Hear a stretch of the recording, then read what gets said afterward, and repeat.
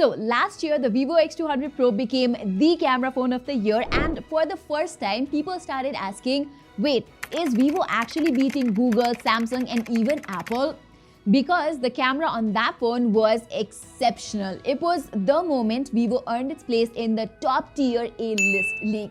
And now with this year's iPhone 17 Pro Max, Apple is making a comeback with a statement. We are getting a brand new 4x telephoto lens, a revolutionary 18 megapixel selfie camera, and an all-new image processing powered by the A19 Pro chip. But on the other side, the newly launched Vivo X300 Pro did not slow down either. It brings dual image processing chips for the first time ever on a smartphone, one for pre-processing and one for post-processing, a massive 50 megapixel autofocus selfie camera, a refined 200 megapixel telephoto lens, which was already so amazing on last year's X200 Pro, and the Zeiss collaboration now feels stronger than ever. So here we are, two giants, two stories, each aiming to beat the camera phone of 2026. This isn't just a spec comparison, this is a clash of philosophies. This is Kurukshetra. This is Game of Thrones, so who wins this year's battle?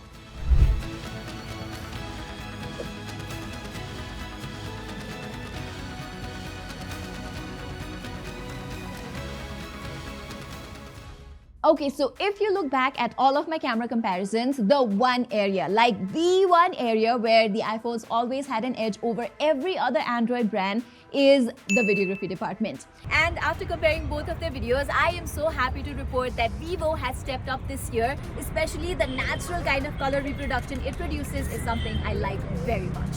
But for me, a good video isn't just about good colors. It also needs to have solid stabilization without having to crop in too much, meaning a steadier video without compromising on the field of view, which is exactly where Vivo still falls short and exactly where the iPhone continues to excel. Plus, I like the iPhone's ability to lock in exposure even when there is a change in light. For instance, if you look at this video, the exposure in the clouds and overall scene remains the same even after the bus moves, whereas Vivo's exposure flutters. Same with this video right here below the clouds. Although I'll have to give it to Vivo for controlling the light flares better during the night. Vivo uses something called a Zeiss T-star coating in the lenses to prevent glares and flares and does a visibly better job. However, there are little things like this. For example, when you switch the lenses, the iPhone does it with better smoothness. With the X300 Pro, there is a visible jitter that breaks the continuity a bit, which reflects on the end result as well. So I think it's fair to let the iPhone take the lead here. Okay, when it comes to the ultra-wide videos, Vivo's main drawback is once again the narrow field of view. Like the colors, the details, the dynamic range are all on point, in fact all quite comparable to the 17 Pro Max, but its ultra-wide videos are just not ultra-wide enough. And the reason for that is simple actually. The ultra-wide lens here itself is just 15mm and Vivo crops in even further to maintain stabilization. Although like the 1x videos, at night the flares and the highlights and all are still handled better by Vivo in the ultra-wide videos too, but the field of view... So when it comes to videography from the main and the ultra-wide lenses, I will still choose the iPhone over Vivo. But when it's about the videos from the telephoto lens, both zoom videos and macros, Vivo is clearly superior, period. Vivo is able to maintain better stabilization in all kinds of lighting conditions, whether it is broad daylight or in low lighting situations. The iPhone does an equally good job during daylight, but when the lighting gets a bit lower, it starts to struggle a bit. Like in this video of me, which was shot at around 6 in the evening, the iPhone's output became a bit stuttery and started losing details on the face, while Vivo was able to manage better sharpness and a steady result. Also, I don't know if you guys can notice, the depth of field also looks slightly more natural and better on Vivo. This telephoto periscope lens is also capable of shooting some excellent macro videos. The iPhone 17 Pro Max, on the other hand, relies on its ultra-wide lens for macros. Likewise, even with the macro photos, Vivo is clearly superior. You know what? I really feel like it's time for Apple and Samsung to make proper use of their telephoto lenses rather than just using the ultra-wide lens for macros. First of all, with Vivo, you don't need to get uncomfortably close to a subject. You can simply zoom in to 6x or 10x and get crisp, nice shots with amazing bokeh. Second, Vivo's post-processing is really good and it makes the output look sharper and detailed, almost like it was shot from a professional camera. The iPhone 17 Pro Max's macros aren't bad at all, but with macro photography, I think it's all about the perspective and making the subject pop, which unfortunately the iPhone fails at producing. The Vivo X300 Pro also shoots incredible zoom photos. The trick that this phone uses is a combination of optimization and post-processing. Let me show you what I mean. So if you see that whiteboard right there, I can't see, I have no clue what's written there. But if I zoom to around, let's say 40x, I can shoot the picture, and when the phone processes it, it becomes crystal clear like this. But this is just 40x. Let me zoom to 100x and show you. When I zoom to 100x and take a picture, the post-processing brings out this kind of images. Again, everything is crystal clear. Next, I am going to do the same thing with the iPhone and you'll know exactly what I mean. So there's the board and the maximum you can zoom is 40x. All right. And if you compare the images side by side, you can see the Vivo has done such a great job. Look at the difference. Not that the iPhone's zoom photos are bad though. Up to 8x, the iPhone gives Vivo a tough competition, but beyond that, Vivo's capabilities really shine.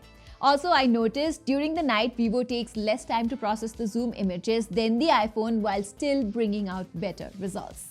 All in all, when it comes to the telephoto lens, whether it is the photos or the videos, clearly Vivo is not playing around and it cuts through the competition very easily. Moving on, the 200 megapixel telephoto lens on the X300 Pro not only nails macros and zoom, but is also responsible for clicking portraits. And even though the iPhone 17 Pro Max has been a consistent performer over the years, in this aspect too, I prefer Vivo's portraits like 70 to 80% of the time. And there are multiple reasons for that. Number one, Vivo handles the little nuances like the edge detection better, and it also recognizes tiny strands of hair, and the blur looks really striking too. Mainly, the clarity of details on the face is just so good. The iPhone tends to blur facial artifacts most of the time, and this issue still persists even with the latest iOS 26.1 update. Number two, with the Vivo X300 Pro, you can get crisp shots even when the subject is moving, which is perfect for shooting your pets or while doing street photography.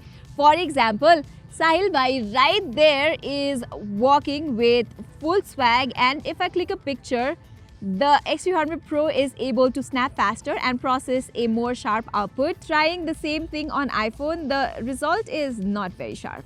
Number three, you can get a ton of focal length options to choose from on Vivo, which sadly you don't get with the iPhone. On top of that, there are just so many curated size, filter and bokeh flare options, making it perfect for a simple point, shoot and upload experience. The iPhone also has photographic styles, but honestly, finding the right one for you is quite a task. However, I have to tell you, sometimes you'll just get brighter portraits from the iPhone. Like always, Vivo tends to smoothen the skin, which looks good mostly, but some people might find it a bit too aggressive sometimes.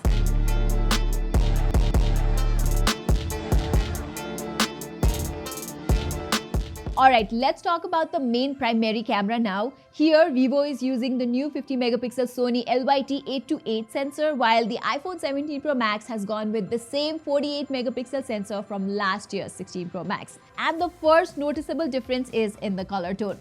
As usual, iPhone leans towards warmer colors while Vivo prefers cooler tones. Now, personally, I think color tone comes down to preferences, so I'll leave that for you guys to judge. The iPhone by default shoots at 24 megapixels while Vivo shoots at 12 megapixels. So during my testing, I naturally expected the iPhone to deliver more detail, but surprisingly, that was not always the case. Zooming into 90% of the photos, the X300 Pro was able to pull out the nuances better, both during daytime as well as nighttime. Also, thanks to the Zeiss T-Star coating, the glare management is visibly better on the X300 Pro as well. Strangely, even though Vivo has a slightly larger aperture lens, f1.6 versus f1.8 on the 17 Pro Max, it is actually the iPhone that is able to bring out brighter images at night. Even in daylight, the iPhone is consistently a bit brighter and tends to lift the shadows more. I shot in the Zeiss natural color mode on the X300 Pro, while the iPhone is already known for producing sort of neutral, muted colors. But I have to tell you, even in the natural mode, Vivo's images do appear a bit punchy, and that goes on during the night as well. Honestly, that little pinch of extra saturation and contrast does make Vivo's images stand out a bit, and I personally prefer that. So overall, I think both their main cameras bring their own strengths to the table, but because of its impressive nighttime performance, Vivo earns a slight edge in my book. Next, as impressed I was with the X300's main camera, I wish I could say that about the ultra-wide images too. If there is one area where Vivo seems to have compromised, it's definitely the ultra-wide camera. I really wish they had used the same sensor found on the X200 Ultra. And just like I mentioned with the ultra-wide videos, my concern isn't with the color reproduction, the dynamic range, or overall image quality. It's the limited field of view. By definition, the ultra-wide photos need to be wide, and that's exactly the thing that's not good enough with the X300's ultra-wide images.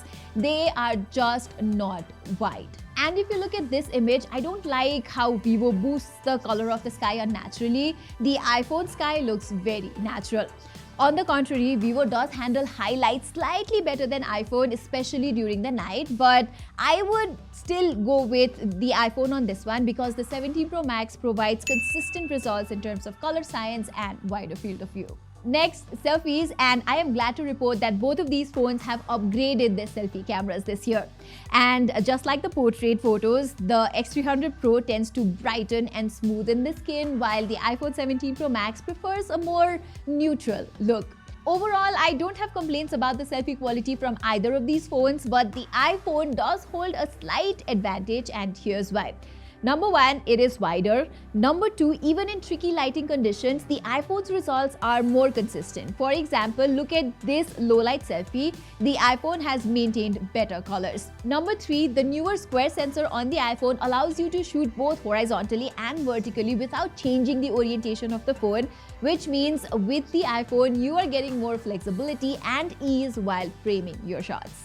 Now, since Vivo uses a 50 megapixel sensor while the iPhone has an 18 megapixel one, Vivo naturally delivers slightly better detail, but if I factor in the overall versatility, I think it's fair to give the iPhone a slight edge here. The selfie videos are quite comparable from both the phones though. Both can go up to 4K 60 FPS, offer similar stabilization, and the skin tone is balanced on both. But because the iPhone 17 Pro Max is using a square sensor, number one, the videos are a bit wider, and number two, like the photos, you can shoot both vertically and horizontally. Quality-wise, both are neck and neck, but feature-wise, you could say that the iPhone has a slight edge. And if you compare the audio, like right now I'm switching between the iPhone 17 Pro Max and the Vivo X300 Pro's audio, and I feel both are quite crisp. Both phones provide a noise reduction feature, but the iPhone has a couple of extra audio options which could be useful to the creators out there. So it's fair to give the iPhone an extra point here as well. Finally, let's get to some extra features from both of these phones' cameras, like the ability to shoot log and HDR videos, which both of these phones have, that too from all of their lenses. Next, both phones can also shoot portrait videos, and surprisingly, compared to last year, Vivo's output is quite on the same league with the iPhone in terms of subject focus, edge detection, and background blur, but just a little cropped. The iPhone 17 Pro Max has a wider output. But the twist here is Vivo lets you shoot even at 4K 60 FPS from its main as well as telephoto lenses, while the iPhone is limited to 30 FPS, that too only from the 1x lens. Likewise, both these phones give you the option to shoot at 4K 120 FPS from their main cameras. The iPhone's video looks a bit wider and smoother in comparison. Vivo's output is not bad exactly. In fact, Vivo gives you a bit more flexibility by letting you shoot at 4K 120 from its telephoto lens too. This means you can shoot amazing slow-mo videos both in a wide and a zoomed-in perspective from this phone. So with a few handy extras that Vivo brings to the table, I'd say this round goes to Vivo by a slight margin. Alright, so looking at the scoreboard, you can easily guess that even this year, Vivo has proven to be a great camera phone, especially for photography. For videography, in main aspects like the main and the ultra-wide, the iPhone still holds its ground pretty well, and the new selfie camera upgrade is quite welcome too. But then, apart from that, in almost everything, Vivo has a strong hold. Like after clicking a portrait from the X300 Pro, I wouldn't want to click portraits from any other phone. The colors and the highlight management in wide photos, and especially the versatile telephoto lens, gives such a good edge to Vivo. We all know that the real competition of the iPhone 17 Pro Max is with the Vivo X300 Ultra, which is releasing very soon, and I am quite interested to see how they have improved the ultra-wide and the video aspect, because if the X300 Ultra is able to nail those two aspects, I don't see any other brands anywhere near Vivo.